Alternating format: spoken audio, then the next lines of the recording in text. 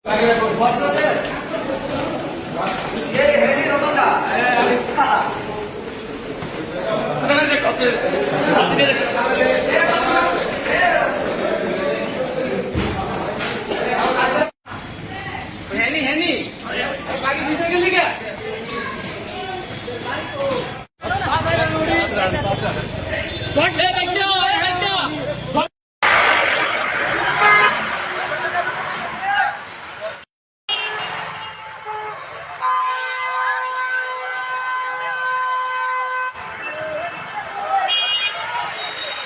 ঘটনাটা ঘটেছিল যদি বিস্তারিত বলেন।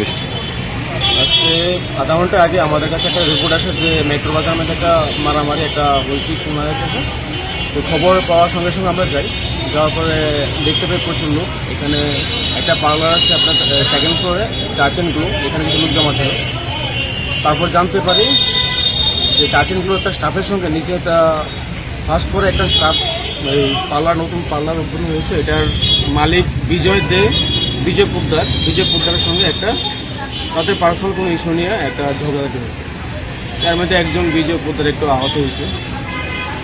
তা আমরা এই যে আপনার উপরে পার্লার যে স্টাফ ছিল, টাচ অ্যান্ড গ্লো স্টাফ একজন আছে আপনার সাগর সরকার, তাদেরকে রেস্কিউ করে নিয়ে আসবে। এখন সে আমাদের হাতে আছে। এখন যদি কোনো পক্ষ থেকে কেস হয় সেটা ইনভেস্টিগেশন করা হবে। মানে কিরকম আহত হয়েছে বিজয়বাবু? এমন তো কোনো কিছু বলা যায় না, কিন্তু ওনাকে এখন তার পরবর্তী সময় হসপিটাল নিয়ে যাওয়া হয়েছে। তাদের বক্তব্য কি, যাদেরকে আপনারা রেস্কিউ করে আনেছেন? তাদের বক্তব্য হলো এখানে একটা তাদের বার্থডে পার্টির প্রোগ্রাম করছিল না টাচ অ্যান্ড গ্লোর মালিকের।